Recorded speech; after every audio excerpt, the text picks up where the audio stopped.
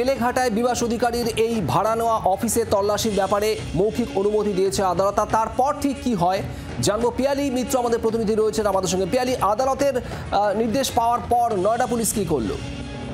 দেখো, আদালতের নির্দেশ পাওয়ার পরেও যেহেতু আদালত কোনো লিখিত নির্দেশ দেয়নি শিয়ালদা আদালত, সেই জন্য নয়ডা পুলিশ তারা উত্তরপ্রদেশ পুলিশের আদালত থেকে নির্দেশ নিয়ে আসে তালা ভাঙার, এবং সেই নির্দেশ পাওয়ার পর কলকাতা পুলিশের বেলেঘাটা থানা এবং নয়ডা পুলিশ তারা বেলেঘাটার P29 সেই সিআইটি রোডে সেই ফ্ল্যাটে তারা এসে পৌঁছেছেন। তালা ভাঙার লোককে নিয়ে আসা হয়েছে।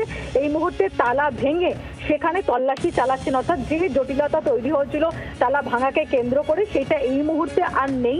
কলকাতা পুলিশ তারা উত্তরপ্রদেশ কোর্টের অর্ডারটি পাওয়ার পরেই তারা কিন্তু নয়ডা পুলিশকে নিয়ে এসছে এবং তালা ভেঙে যে অফিসের মধ্যে international police and crime investigation bureau বলে দপ্তর খুলে বিভাস অধিকারীরা এখানে এরকম ভুয়ো থানা চালাচ্ছিল, সেখানে এই মুহূর্তে নয়ডা পুলিশ প্রবেশ করে তারা তল্লাশি চালাচ্ছে। অর্থাৎ তল্লাশি এই মুহূর্তে চলছে। পিয়ালি, নজর রাখো। ধন্যবাদ।